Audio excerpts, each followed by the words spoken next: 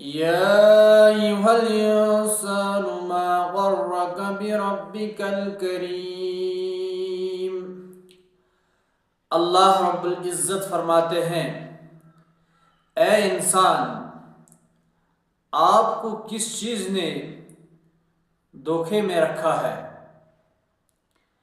اللہ رب العزت نے دنیا میں آنے کے لیے آپ کو ہر چیز سے مزین فرمایا۔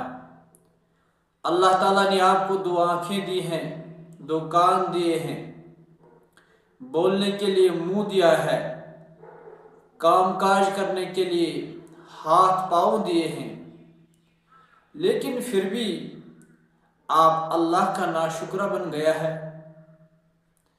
یا ایھا الانسان ما غرک بربک الکریم۔